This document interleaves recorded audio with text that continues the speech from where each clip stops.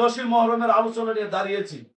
গত জুম্মার নামাজের সময় আমি মোটরসাইকেল চালায় যাইতেছি এদিক দিয়া, কয়েকটা মসজিদের সামনে দেখলাম এরা যে সমস্ত কথাবার্তা বলতেছে মসজিদের খুতবার মধ্যে, যে 10ই মুহররম শুধু হুসাইনকে পালন করলে হবে না।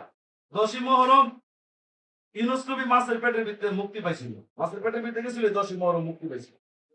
নূহ নবীর কিস্তি 10ই মুহররমের মধ্যে পাহাড়ের মধ্যে লাগছে। 10ই মুহররম আদম আলাইহিস সালাম সেই নবুয়ত পাইছে। 10ই মুহররম ঈসা নবী কুয়ার থেকে মুক্তি পাইছে। তুমি শুধু হুসাইন হুসাইন করো, আর হেডি করবো কেটা, হেডি সহকারে করতে হইলে তুমি এই সমস্ত রং তামাশা না করে নামাজ পড়ে হবতুল লিখে দোয়া করে সবাই এক সমানে দোয়া পাইলে। 12 রবিউল আউয়াল এটা লই কত মতানৈক্য। 1450 বছর আগের কথাটার মধ্যে সঠিক কোনো উত্তর পাই না। আর হাজার হাজার বছরের আগে রাইটার ছিল কেটা, যে ঈসা নবীর কুয়ার থেকে মুক্তি পাইছে এটা 10ই মুহররম। মুহররম মাস আরম্ভ হয়েছে কোন সালে? আমার স্যারে কি করি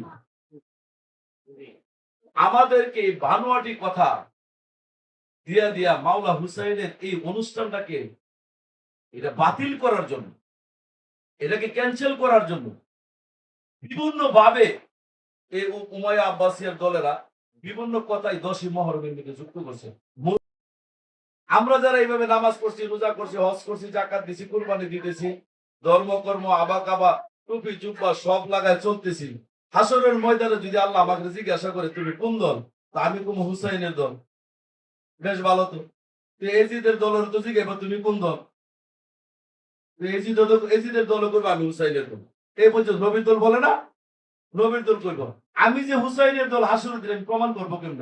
এজিদের মাথা টুপি আছে, আমার মাথা তো টুপি আছে। এরাও 5 ওয়াক্ত নামাজ পড়ে, আমিও 5 ওয়াক্ত নামাজ পড়ি। এরা কোরআন বিশ্বাস করে, আমিও কোরআন বিশ্বাস করি। এরা আল্লাহ মানে, আমিও আল্লাহ মানি। এর সাথে আমার পার্থক্যটা কি?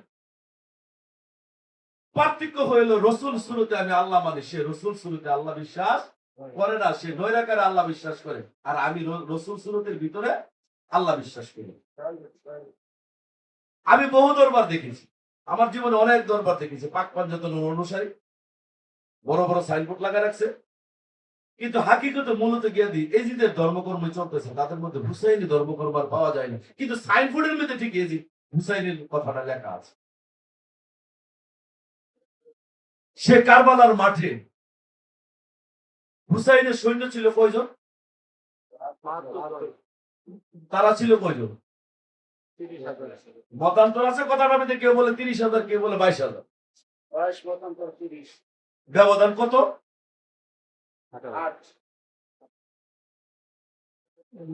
এই ব্যবধানটা কি ওইখানে পর্যন্ত সীমাবদ্ধ না এখানে পর্যন্ত সীমাবদ্ধ? এখানেও তো এই ব্যবধান নেই। আজকে যে আমরা মুসলিম কয়েকজন লোক এই 10ই মুহররমের আলোচনা নিয়ে দাঁড়িয়েছি, গত জুম্মার নামাজের সময় আমি মোটরসাইকেল চালায় যাইতেছি এদিক দিয়া, কয়েকটা মসজিদের সামনে দেখলাম এরা যে সমস্ত কথাবার্তা বলতেছে মসজিদের খুতবার মধ্যে, যে 10ই মুহররম শুধু হুসাইনকে পালন করলে হবে না। 10ই মুহররম ইউনূস নবী মাছের পেটের ভিতরে মুক্তি পাইছিল, মাছের পেটের ভিতরে গেছিল, 10ই মুহররম মুক্তি পাইছিল। নূহ নবীর কিস্তি 10ই মুহররমের মধ্যে পাহাড়ের মধ্যে লাগছে। 10ই মুহররম আদম আলাইহিস সালাম সেই নবুয়ত পাইছে। 10ই মুহররম ঈসা নবী কুয়ার থেকে মুক্তি পাইছে। তুমি শুধু হুসাইন হুসাইন করো, আর হেডি করবো কেটা, হেডি সহকারে করতে হইলে তুমি এই সমস্ত রং তামাশা না করে নামাজ পড়ে হবতুল লিখে দোয়া করে সবাই এক সমানে দোয়া পাইলে। 12 রবিউল আউয়াল এটা লই কত মতানৈক্য।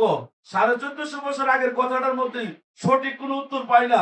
আর হাজার হাজার বছরের আগে রাইটার ছিল কেটা, যে ঈসা নবীর কুয়ার থেকে মুক্তি পাইছে এটা 10ই মুহররম। মুহররম মাস আরম্ভ হয়েছে কোন সালে? আমার স্যারে কি করি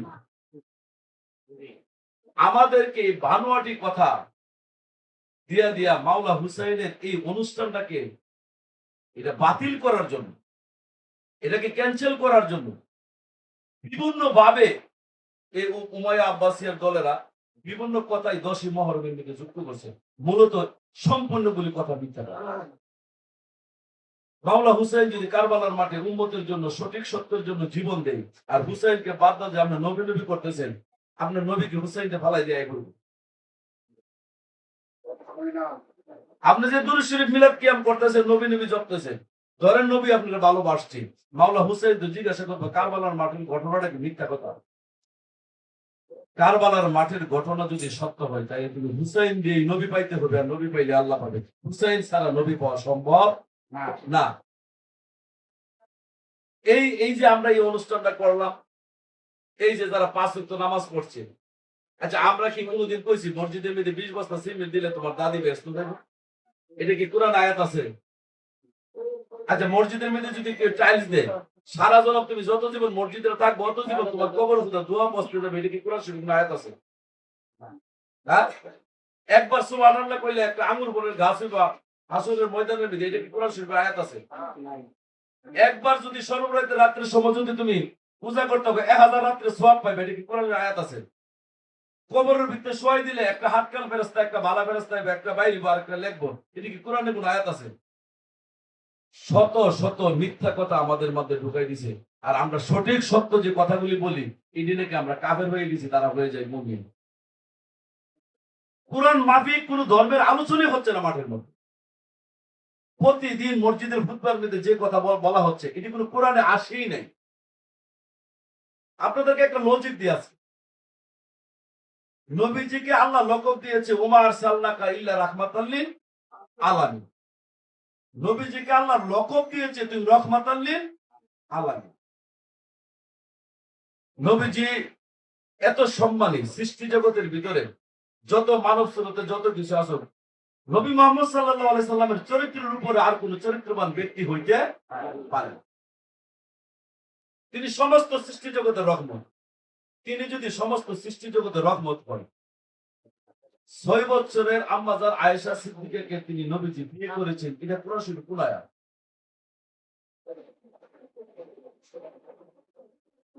তিনি দিন প্রচারের জন্য দুনিয়াতে আসলেন, 6 বছরের শিশু বাচ্চা আম্মাজান আয়েশা সিদ্দিকাকে বিয়ে করেছে। হাদিসের মধ্যে চন্দ্র সূর্যের মতো লেখা আছে, আমার আল্লাহ কি ওহী দিতে পারতো না, হে নবী তুমি এই মুহূর্তে 6 বছরের শিশু বাচ্চাটা গ্রহণ করো, এরকম কি ওহী আছে? আপনারা যারা নবীর উম্মত এখানে দাবি করছেন, 6 থেকে 7 বছরের কোন শিশু বাচ্চার সাথে আপনারা কি দুষ্টামি করবেন? এটা কি সম্ভব? এই উমাইয়া আব্বাসিয়ার দলেরা এই সমস্ত কথাও আমার নবীর বিরুদ্ধে ঢুকেছে, 6 বছরের শিশু বাচ্চাকে বিয়ে করছে, 9 বছরে তিনি ঘরের ভিতরে নিয়েছে। যিনি রাহমাতাল লিল আলামিন, যিনি সাকায়াতুল্লাহ নবী, যিনি বরকতুল্লাহ নবী, যিনি কুদরতুল্লাহ নবী, যিনিকে আল্লাহ লাকব দিয়েছেন হাবিবুল্লাহ, দোস্ত আমি যতটুকু সৃষ্টি জগতের স্রষ্টা, তুমি ততটুকু সৃষ্টি জগতের রহমত। সেই নবীজি তায়েফের জমিনে সকল মানুষ ওনাকে আঘাত করলো, তিনি কি উত্তর দিয়েছিলেন আপনারা কি জানেন? কি বলেছিল সেদিন? কি বলেছিল বলো, কে পারো বলো? তায়েফের জমিনে নবীজিকে যখন রক্তাক্ত করা হয়েছিল, নবীজি তার বিনিময়ে কি উত্তর দিয়েছিল? হ্যাঁ না, তিনি বলেছিলেন তারা আমাকে চিনতে পারেন, তারা আমাকে চিনতে পারেন, যদি চিনতো তাইলে আমাকে এভাবে পাথর মারত। এই নবীজি এই ধরনের 14টা 15টা বিয়ে করছে, আপনাদের কি বিশ্বাস হয়? দরবেশ ফকির লালন সাহেজি একটা কথা ইঙ্গিতে বলে দিয়ে গেছিলেন, আগে বুঝো পরে বুঝো নইলে দলিল মিথ্যে হয়।